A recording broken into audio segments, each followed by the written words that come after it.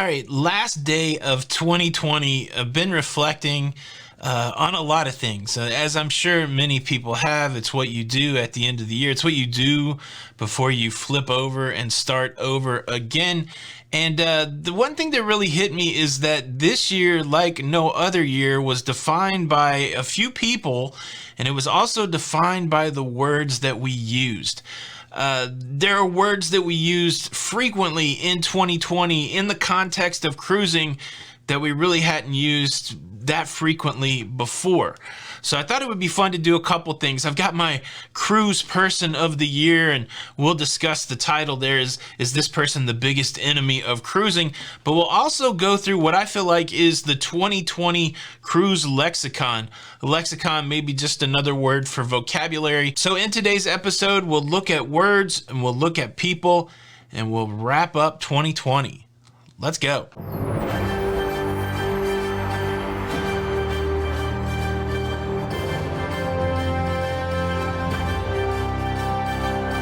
Hey, what's up, everybody? Welcome back to the Cruise News Show. I'm your host, Tony, here with the latest cruise updates. So yeah, like I said in the intro, let's first talk about the cruise lexicon. I got 25 words here that I used a lot. Just to give you some perspective, I published 439 videos in 2020, not counting this one. So I guess it's 440 videos. And across those 439 videos, close to 200,000 comments. So I've read a lot of words. All those comments come across as notifications. I do my best to read everything, and I feel like I do read everything. So I've read a lot of words this year. It's interesting because words are how we communicate. Words can be powerful, they can be soothing, they can be hurtful, and these are really the tools that we use as human beings. And so thinking about words in 2020, I just got a list. I'm just going to read them off here. I'm not going to spend too much time on them, but these are the words that define 2020 for me and defined cruising in a lot of ways. I didn't put them in any particular order. I just wrote them down as I reflected. I spent about half an hour just thinking about words, but the first word that popped up into my mind, the no-sell order. No-sell order, a phrase that I used in 2020 that I'd really never used much before that. The CDC. I talked about the CDC before in other contexts, in vessel sanitation program context, but CDC, a word that definitely defined 2020. Pandemic, of course, all the words that are around the pandemic. Pandemic, virus, mask, social/physical distancing, flatten the curve. Those were ones that came to mind. There's probably going to be more that are related to the pandemic. Another word that I had, safe cruise bubble. I know I spent a lot of time talking about the safe cruise bubble. I really thought that was our path to the return to cruising, and it still may be on some level, but there was a few months there where the safe cruise bubble was the word of the day. It became less important with this next one, the framework for conditional sailing. Remember when we learned that term in October, for the framework for conditional sailing? Back to some pandemic words: quarantine, outbreak, lockdown, toilet paper. Do you remember how much we talked about toilet paper in early 2020, in March of 2020? There's some other words that definitely had some negative connotations. Sheep. I'm sure everybody's heard sheep used a lot this year. Karen. Karen's a word that we've heard a lot. Fear. We had fear used a lot. Let me just say this about fear. There's people that are afraid of getting the virus. There are people that are afraid of losing their liberty.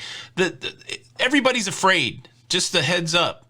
Nobody's Billy Big Britches out there that's not afraid of anything. Everybody has fears, and I just hate how fear was weaponized this year, because the human condition, there is a fear component, and if anybody says there's not something they're afraid of, you're lying to yourselves. Okay, I'm off the soapbox. Bankrupt. That was another term that we heard a lot in 2020. The flu. There's a lot of talk about the flu and its relationship to coronavirus. We've used coronavirus a lot. COVID-19. I guess if we're going to talk about flu and coronavirus and COVID-19, you also heard the word scam and fake and not real a lot. You heard those phrases. Super spreader. We heard that term a lot. Election. Of course, 2020, a huge election year. Herd immunity. Cruise stock. There was a lot of talk about cruise stock and finances. A couple negative words and phrases that existed around cruising in the past definitely made their way into the 2020 vernacular. Floating petri dish, norovirus, anti-American company, all those words used a lot in 2020. And then the last, this is about a list, maybe close to 30 words. The last one, the big word that I probably used more than any other word this year, cancellation. Cancellation. Honestly, if you'd taken me back to December 2019, I do not think that these would have been the words that defined the year. I do find it kind of hard to narrow it down to just one word that defined the year, but give it a shot if you want in the comments. What do you think the one word for 2020 in the cruise lexicon? What do you think? What do you think the big cruise word was this year? Leave a comment. All right, so those are the words for 2020. Now let's talk about the person of the year. Before I get to that, though, honestly, I want to say that the person of the year for me, or the people of the year for me, for us, for Jenny and I, all of you guys out there that continue to support our creative efforts in 2020 in a time when there was essentially no cruising. I appreciate you guys allowing me to have a voice to talk to you about what's going on in the cruise space. Everybody that moved bookings over to Jenny or booked on one of our group cruise that helped keep our travel business alive, thank you. Thank you sincerely from both of us. It's meant a lot to us. We've survived 2020. Hopefully we survive 2021.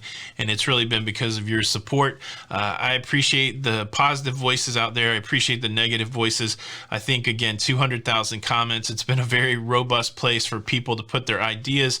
And most of those ideas have lived on and had benefit. I appreciate everybody out there that's jumped in and been a part of the conversation and tried to do that in a way that was respectful and positive, and we sure do appreciate you.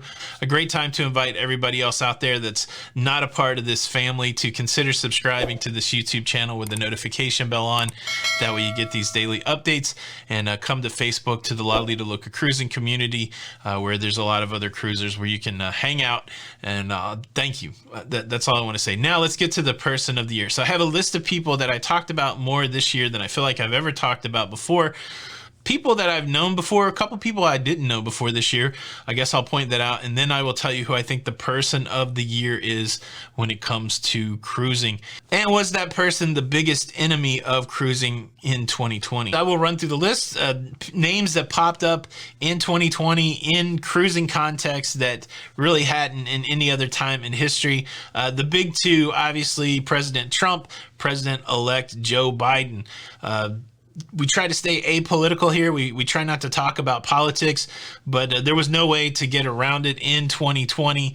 So there were conversations about Trump. There were conversations about Biden on this YouTube channel. Another person I talked about this year that I didn't talk about a lot in previous years, Bill Gates. I love how Bill Gates got a lot of press this year. I've been tracking along with Bill Gates for a long time.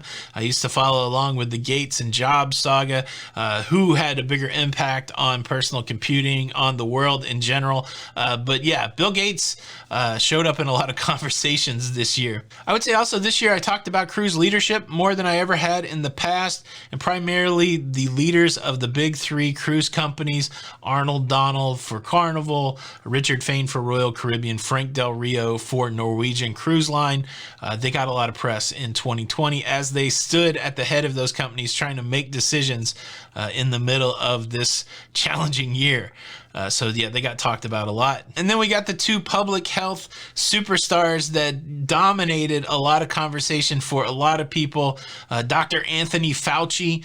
We said Fauci more than we ever had in our lives. Who knew who Dr. Fauci was before 2020? I certainly didn't.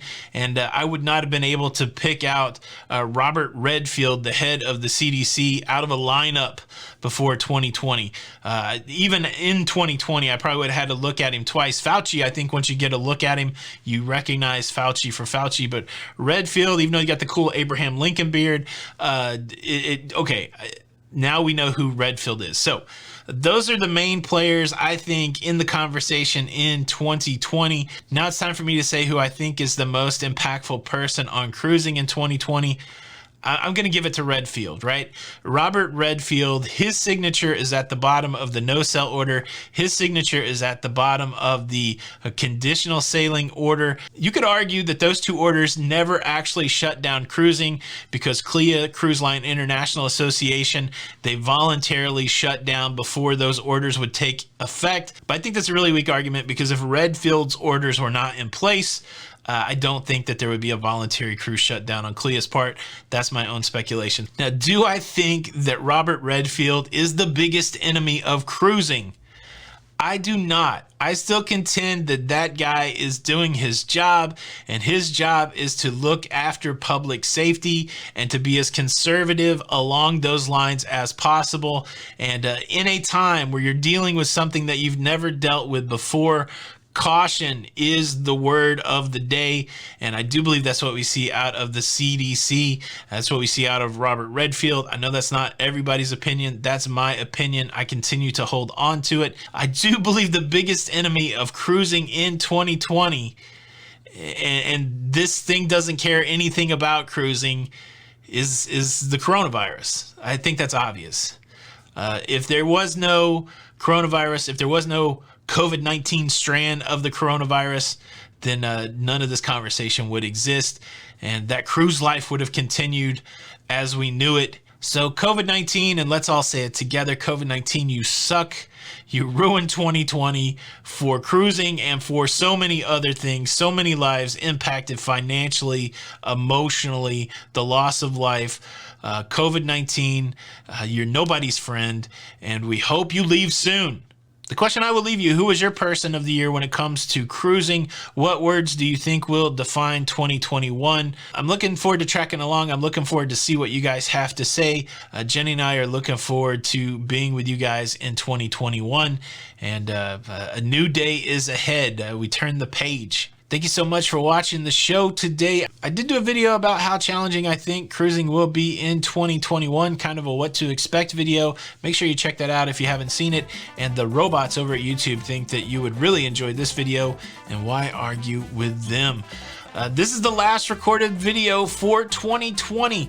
Thank you guys again. This is Tony for Lido Loca, and until the next time, we'll see you on the Lido. Bye.